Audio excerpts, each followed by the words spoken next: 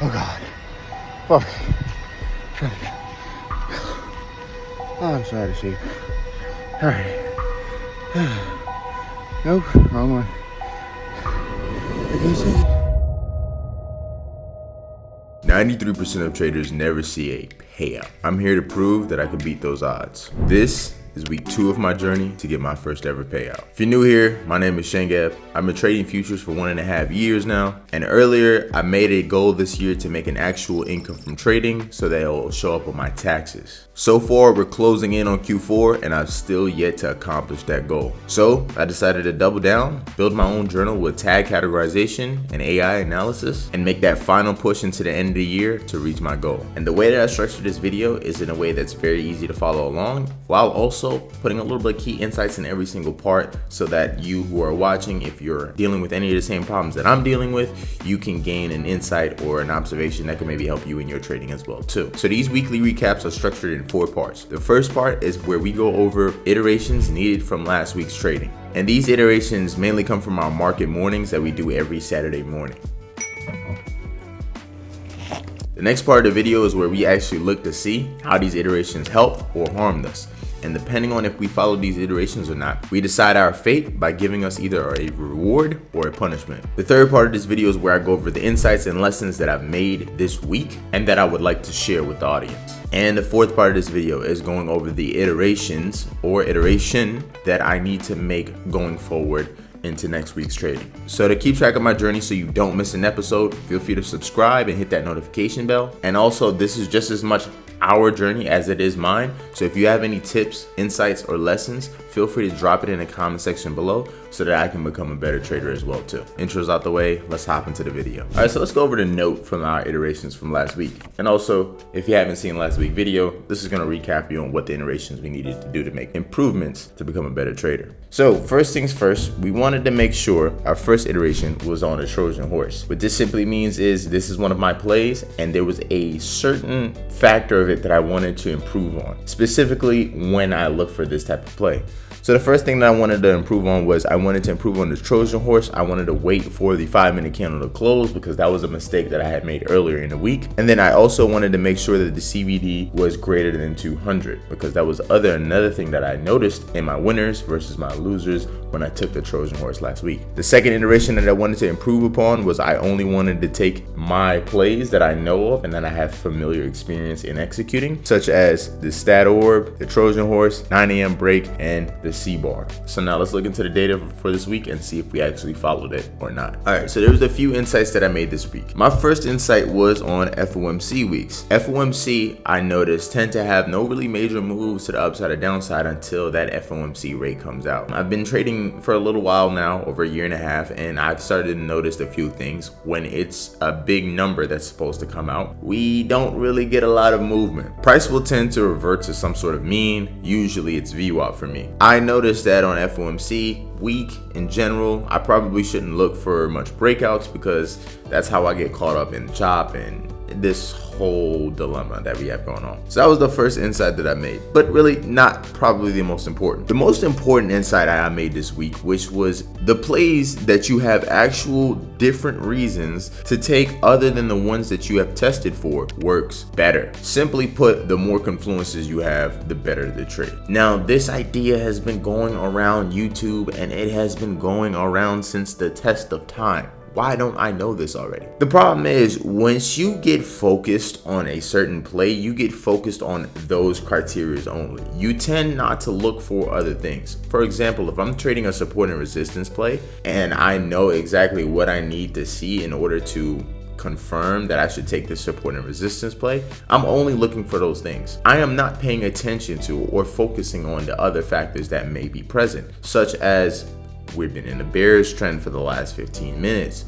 We have strong aggro delta. Like, I'm not paying attention to any of these things. I'm paying attention onto the 3 things that I'm looking at in order to classify the setup. What I noticed this week is when I pay attention to not only those 3 things, but more things that build upon and confirm that this is actually a pretty good trade to take, those trades tend to work out a lot better. For example, a regular stat orb for me is a regular day where we have opening range high, opening range low, we close above the midpoint, and I take the break for the opening range high. Regular stat orb. But that is far better than a day where we're mean reverting, where we have a D-shaped profile, where we have an open right next to VWAP and we're just going back and forth, just reverting back to VWAP constantly. That regular standard orb is going to have a much higher success rate than a mean reverting standard orb. And likewise, a trending stat orb, where we're actually trending in a continued direction off the open, is going to have a lot more of a higher probability of playing out than a regular stat orb or even a mean reverting stat orb. So regardless of how obvious this insight was, this was still one that I needed to actually remember this week. And it goes into my iteration moving forward for next week. But before we go into that part, let's look at the results. So results for this week is another profitable week, which is good. We took 4 more trades than last. And to be honest with you, Tuesday was one of my worst days. Now, going into the iteration that I only look for the setups that I am supposed to take, the plays that I'm familiar with, I'm going to be honest with you guys. I think I broke it here. If I look into my trades for Tuesday, which was the 8th, right? So during this week, I tagged all my trades as brutally honest as possible. And I'm looking for anything that says invented setup. If it was an invented setup, that means I broke my iteration and I took trades that I have never played before. And that is setup 1, setup 2, and setup 3. Now let me go into these 2 setups, or this first setup, because this is probably the most important. This second one was stupid. Now I'm gonna go into this first 2 invented setups and kind of go over what I was thinking here, but I failed. I did not make an iteration. Even though we had a green week, I did not get better on the week as a trader, which means I will have to stick through my punishment of running 2 miles. Now, if you watched last video, you would know that running 2 miles is quite literally as close as hell on earth as I can get. I hate running with a passion. That's why it's the punishment. And I know there's people out there that's, oh, 2 miles a breeze. Hey, calm down, buddy, okay? 2 miles for me is damn near death, and that's what I'm gonna have to do. But before I get into me running my punishment, let's go over the trade setup. The reason why I deviated was very simple. I wasn't focused. I thought I was trading my play the whole time, and I wasn't even paying attention to the fact that I wasn't. For the Trojan horse to work, it's usually a CVD divergence, right? That's the main thing that's to solve the Trojan horse for me. But in this case, I was just trading CVD confirmation. I knew we had strong move downwards. Candles was confirming that. I didn't want to miss out on that strong move. And I kind of disguised this as me trading one of my plays when it's not. And although I did not lose anything, if anything, I came out with profit because of really good risk management. For me, still, I shouldn't have traded this play at all. So here's the setup right here. Took an entry here. Basically what I was saying was, holy, this is a very heavy CVD. We're almost into 2,000 in negative delta off of the first 5 minutes of open. Our candle closed pretty well. I expect that we continue running in this direction, but that's not my Trojan horse. The Trojan horse play is this candle is green, this candle is red. If this candle is green, I'm supposed to follow the direction of this candle, because what is this saying? This saying that there was far more aggressive buyers and aggressive sellers. However, price hasn't caught up with it yet, hypothetically. That's my idea behind it. I quickly closed the play right here as soon as I noticed, 1, I wasn't trading my setup, and 2, we failed to break below these new lows down here. That for me was like, all right, cool, it's time to get out. 1, I'm not even trading my setup. 2, we're not getting that immediate confirmation in price. I'm good. I'll wait for an actual setup. That is the reason why we broke our iteration this week, and I'm going to have to run 2 miles. Now, going over reports really quickly, there's something that I really want to kind of look into, and this is my tags. Right now, I'm looking at the positive expectancy of each play. So I have 4 plays. I have the Trojan horse, I have the 9 a.m. break, I have the catch a bull and ride, and then I have the stat orb. My stat orb was once the golden setup, and now it is suffering kind of bad. But we have a negative expectancy of $17 on the stat orb. For me, this means that my edge is kind of deteriorating in the stat orb in this certain market regime, and that I need to do something to fix it. So this is another thing that I'm going to be working on, and when I get towards my iteration part, something that I'll be explaining later. But I just kind of wanted to show you this part where I could kind of keep track week over week how my expectancy has been in each trade. So week 2 recap, we have an expectancy of $34 on the Trojan horse, $25 on the 9 a.m. break, negative $35, which isn't fair because we only took one setup here, and $17.16 on the stat orb. Now it's time to get into the punishment. All right, so let's get this shit started.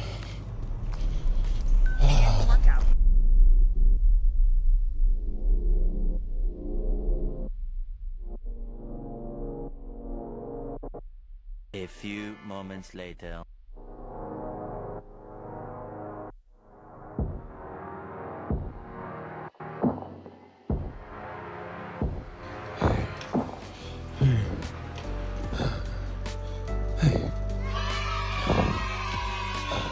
All right, so now for the last part, iterations needed moving forward. There's really one iteration that I want to improve on moving forward. I want to take more of my plays when they make the most sense. Which that means is I want to take my plays with more confluences that confirm my overall idea. So I did a little bit of calculations. If I hypothetically get 5 stat orb opportunities a week, 5 9 a.m. break opportunities a week, 2 Trojan horse opportunities a week, and maybe 3 C-bar opportunities a week, I'll be risking total on these setups $3,000. $1K for stat orbs, $1K for 9 a.m. break, $400 for Trojan horse, and $600 for C-bar setups. So my idea is this week, my focus on, as far as iteration, is to allocate my risk towards the best setups of my plays. For example, if Monday I see a stat orb play that is so good, has a trending day, continued move off the open, other confluences that help confirm my idea, I'm willing to allocate a little bit more risk on that trade and miss out on a setup maybe on Tuesday or Thursday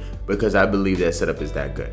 And of course, I'm gonna write down my reasoning why for each one of these setups. But this way, not only do I get a little bit more selective in my plays that I'm planning to execute on, but I'm also hoping it will combat a little issue that I've noticed this week, and that's FOMO. I tend to get FOMO when price is moving very fast in a certain direction. And this makes me want to jump into the market and jump into trades that aren't really fully developed. So I'm hoping that by viewing it this way, I'm going to be able to combat my FOMO a little bit more this week. And that's it for the weekly recap. I hope you guys enjoyed. And until next time, don't forget to like, subscribe, leave a comment if you have any feedback. And until next video.